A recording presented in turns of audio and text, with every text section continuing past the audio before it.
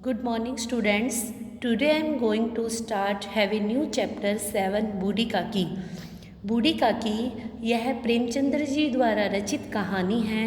प्रेमचंद का जन्म 31 जुलाई 1880 वाराणसी के निकट लम्ही गांव में हुआ। वे हिंदी के प्रथम ऐसे लेखक थे जिन्होंने यथार्थवाद को अपने लेखन का विषय बनाया। उनका जन्म का नाम धनपत राय था। उन्होंने अपने जीवन में बहुत सी कहानियाँ, उपन्यास, नाटक आदि लिखे हैं। बूढ़ी काकी को हम पहले एक कहानी के रूप में समझेंगे और उसके बाद हम पाठ पढ़ेंगे। बूढ़ी काकी जिन्हें अपनी जीवा की स्वाद के अलावा और कोई चेष्टा नहीं रही थी, वह अपने कष्टों की सोच सोच कर रोने भी लगती। उनकी जितनी भी समस्त इंद्रियां थी वे हाथ पैर जैसे सब जवाब दे चुके थे। घर वाले उनका ध्यान नहीं देते थे। खाने का समय निकल जाता अथवा बाजार से कोई वस्तु आती तो वह उन्हें नहीं मिलती तो वह रोने लगती।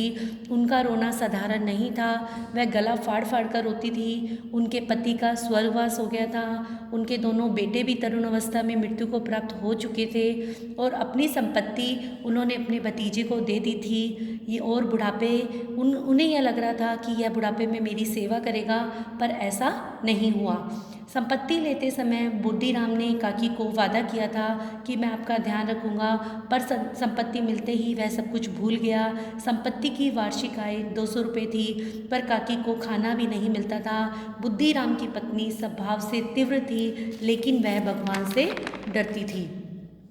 वह हमेशा काकी को सताती रहती थी। बुद्धिराम भी काकी को सताता था। माता पिता का यह रंग रूप देखकर बुद्धिराम के पुत्र भी उन्हें सताया करते थे, लेकिन बुद्धिराम की छोटी बेटी ही काकी से प्रेम रखती थी, अनुराग रखती थी।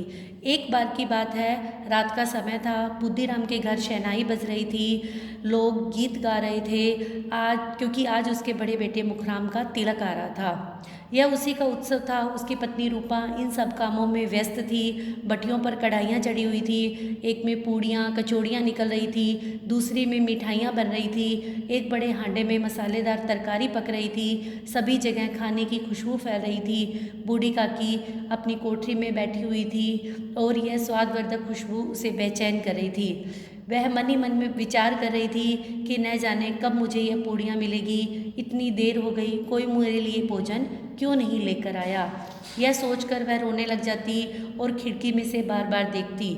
जब उससे रहा नहीं गया तो वह हलवाइयों के पास जाकर बैठ गई और जब बुद्धिराम की पत्नी रूपा ने यह देखा तो वह काकी का हाथ पकड़कर कोठरी में ले गई और उसे फटकारने लगी और कहने लगी कि अभी तो भगवान को भी भोग नहीं लगा है, मेहमानों ने भी भोजन नहीं किया है। इस प्रकार से वह डांटती हुई कोठरी से बाहर चली गई और बूढ़ी काकी भी रो रो कर यह कहने लगी कि अब जब तक मुझे कोई बुलाने नहीं आता तब तक मैं बाहर नहीं जाऊंगी। लेकिन पूड़ियों और कचौड़ियों की खुशबू उसकी क्षुधा को और अधिक बढ़ा रही थी। उनके एक एक पल एक एक वर्ष के समान मालूम होता था। उन्होंने फिर सोचा कि बाहर किसी की आवाज़ नहीं आ रही है, सब मेहमान शायद खाना खाकर चले गए हैं। ऐसा विचार कर वे अपने हाथों के बल घसीट कर आंगन में आ गई, पर उनका दुर्भाग्य मेहमान मंडली अभी भी वहीं बैठी थी।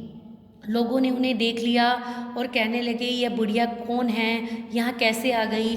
तभी बुद्धिराम ने काकी का हाथ पकड़ा और उसे घसीटकर उनकी कोठरी में ले आया।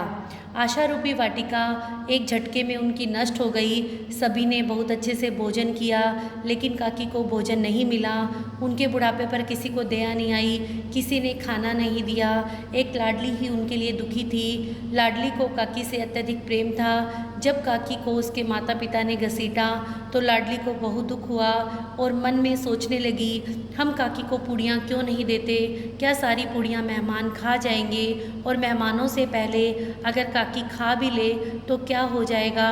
उसने अपने हिस्से की पूड़ियाँ नहीं खाई थी और वह पूड़ियाँ ले जाने के लिए अधीर हो रही थी। उसे लगा कि मैं किसी प्रकार ये पूड़ियाँ काकी को खिला दूँ, पर अपने माता पिता के डर के कारण वह यह नहीं कर पाई।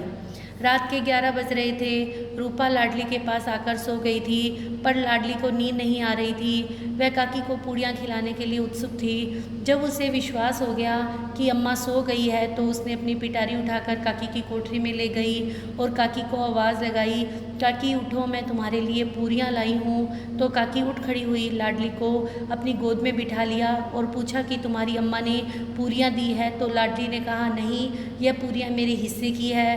काकी ने वो पूरियाँ 5 मिनट में ही खा ली। लाडली ने पूछा, काकी भूख शांत हुई? तो काकी ने कहा, नहीं, अभी मुझे और खानी है। जिस प्रकार थोड़ी सी वर्षा गर्मी को और अधिक बढ़ा देती है, उसी प्रकार उन थोड़ी सी पूड़ियों ने काकी की भूख को और अधिक बढ़ा दिया। वे कुछ देर तक इस इच्छा को रोकती रही और उनकी भूख ने उनकी इच्छा को और अधिक बढ़ा दिया, जिससे उनको उचित अनुचित का ज्ञान नहीं रहा। सहसा लाडली से बोली, मेरा हाथ पकड़कर वहाँ से ले चलो जहाँ मेहमानों ने भोजन किया है। लाडली इसका अभिप्राय समझ नहीं पाई और काकी को उनके कहे अनुसार उस स्थान पर ले गई जहाँ पर मेहमानों ने भोजन किया था। काकी जूठी पत्तलों से चुन चुन कर पूड़ियाँ खाने लगी। जब रूपा ने देखा कि लाडली मेरे पास नहीं है तो वह लाडली को ढूंढने के लिए खड़ी हो गई और देखा कि काकी जूठी पत्तलों से निकाल कर भोजन कर रही है। इस पर उसे बहुत दुख हुआ और आंखों में से आंसू आने लगे। वह सनसी हो गई, उसे भय लगने लगा और सोचने लगी कि जिसकी संपत्ति से मुझे 200 रुपये की आय हो रही है और उसे ही भोजन नहीं करवा पाई, इतने मनुष्यों ने भोजन किया पर मैं उसे नहीं खिला पाई जिसने हमें हजारों रुपए दिए, और पश्चाताप करने लगी कि मैं कितनी निर्दयी हूँ। उसने अपना भंडार गृह खोलकर एक थाली में सारी मिठाइयाँ लगाई, पूड़ियाँ लेकर काकी के पास आई और बोली, काकी खाना खा लो, आज मुझसे बहुत बारी भूल हो गई है, मुझे माफ़ कर दो। काकी सब कुछ भूलकर बड़े चाव से खाना खाने लगी। यह सब देखकर रूपा को बहुत संतोष पहुंचा और इस अनुपम दृश्य को देखकर वह मगन हो गई। अब आगे हम पाठ को पढ़ेंगे।